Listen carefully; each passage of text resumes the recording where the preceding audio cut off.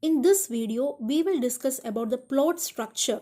We had discussed the 6 elements of a play, 6 elements of a drama: plot, character, diction, thought, spectacle, melody. And today we will discuss about the plot structure.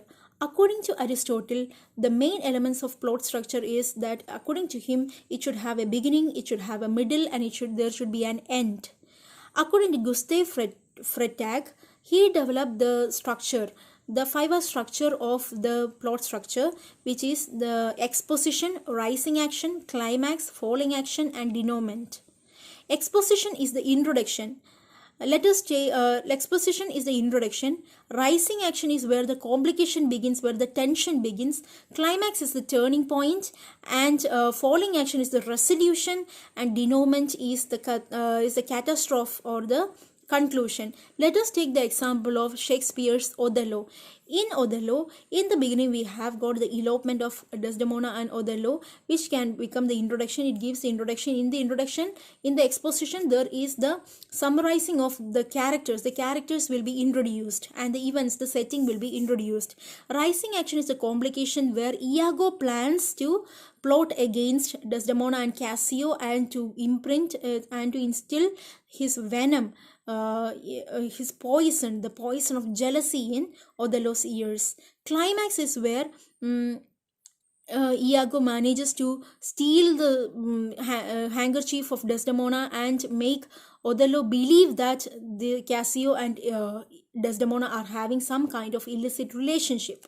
Falling action of the resolution is where Othello decides to kill both Cassio and Desdemona. And the denouement, it can also be the denouement is where the Othello understands that Desdemona was pure. It was all because of Iago's planning, and he kills himself. That is the catastrophe. In the case of tragedy, the denouement or the catastrophe will be where the hero meets his logical destruction. And in the case of comedy, as you know, it's a happy ending. The protagonist will be of much better situation than the beginning of the play. Aristotle gave very much importance to mimesis or imitation. According to him, imitation is the core of every work.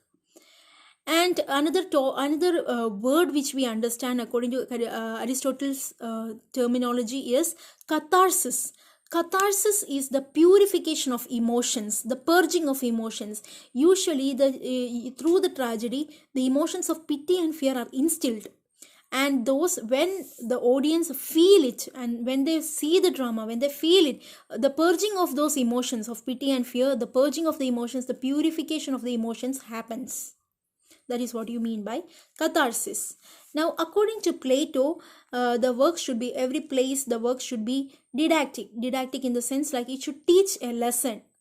But according to Aristotle, the works should edify, but it should give more of delight rather than didactic purpose. Aristotle is often said to have more observation only of his own times.